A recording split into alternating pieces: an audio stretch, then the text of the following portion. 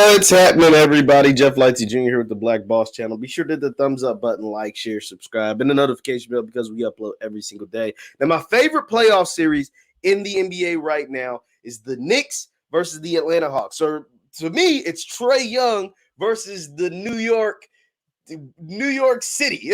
Trae Young versus all of New York City. And it's beautiful because we're going to at least get one more game in New York. And that's going to be great because this series is tied 1-1. They're headed back to Atlanta. And Trae and the Hawks were able to steal game one. They're the 5 seed, and they were able to steal game one. And so, therefore, that guarantees, and since the Knicks won game 2, that guarantees we're going to get at least one more game for sure back in New York. It's also one of my favorite series because this series has been competitive, both games, and we're going to play game 3 tonight. And I can't wait to see what Trae Young is able to do. Now, Trae Young, you guys know, if you've watched this channel at all, you know I'm a big Trae Young fan. I was one of the people who were happy that, whether it was smart or not, I was happy that the Hawks were able to trade and get Trae Young and get a draft pick extra to allow Dallas to pick Luka Doncic. Now, that might not be the smartest thing now, looking back on it, but I am still a big Trae Young fan. I was when he was in high school. I was when he was in college the 1 year. And now that he's been in Atlanta, he's been an all-star. He's been a baller. He averaged 25 a game this year. Like, Trae Young is a dog. But what's even better is that Trae Young talks a lot of smack. Trae Young gets out there and lets the crowd know, lets the other players know, lets the fans know, lets the people watching on TV know that he's a hooper and that he is here to get buckets and that he is here to send you home and that he's in the playoffs for the first time and he is showing his behind. He is showing out his first playoff series. And it just so happened he is going against one of the most popular teams in the entire NBA, the New York Knicks. Like, I don't think there's a more popular. I mean, the Lakers have more championships and more prestige, and the Celtics have more championships and more prestige and more Hall of Famers and more better history. But is there a more popular team in the NBA than the New York Knicks? I don't know. I think it's like Knicks, Lakers are like right up there. When it comes to value, we learned that the Knicks are the most valuable team in the NBA over the Lakers. Like, that just recently came out. So we all know, and they have been over the last so many years, even with Dolan running the program and running them into the ground the past decade until Thibs and Julius Randle and all those guys, World Wide West and Kenny Payne, all have come and, uplifted the program, uplifted the organization.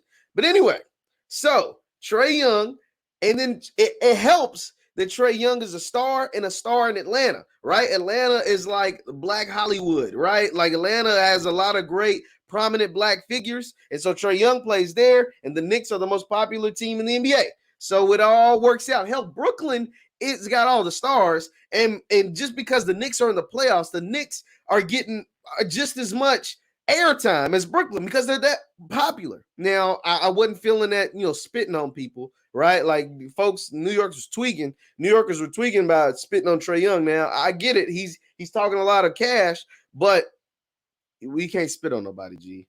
If Trae Young would have known he was getting spit on, I can almost guarantee bro would have been in the stands. It would have been a Malice in the Palace type of incident if bro would have realized dude spit on him. Like, I ain't with all of that. But everything else is fair play. The chance Trae is balding, Trae saying it's real quiet as fuck in here. Like, all of that, I'm with all of that, man. I love it. And this playoff series is good. And then, like I said, it's also two teams that are not championship level teams, right? But they're 4 or 5 seeds, and they're teams that are really passionate. They're young. They're super young in Atlanta, like super, super young in Atlanta. But New York is a really young team as well, led by an up-and-coming star in Julius Randle's first All-Star game. He went 20-10 this year. He shot over 40% from the three-point line this year. And Trae Young, 25 and almost 10.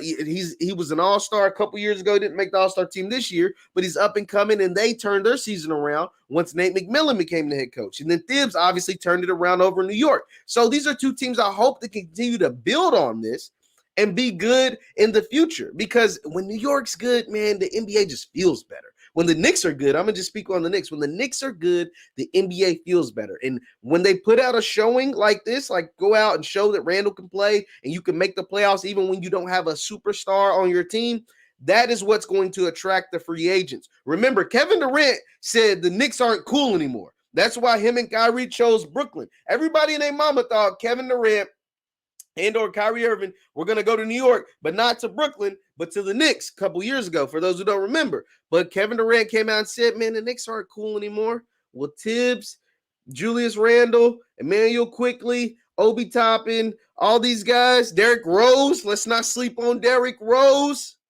are saying the Knicks are back, man. We're cool again. And for anybody that's an up-and-coming free agent, for anybody that's looking for a home, for anybody that wants to do some winning basketball, come to New York. A guy that I think could be on the move in this offseason that would be cool in New York, Paul George. Don't tell anybody I told you, though. Paul George might be on the move once the Clippers lose this series to Dallas, and he could be on his way to New York.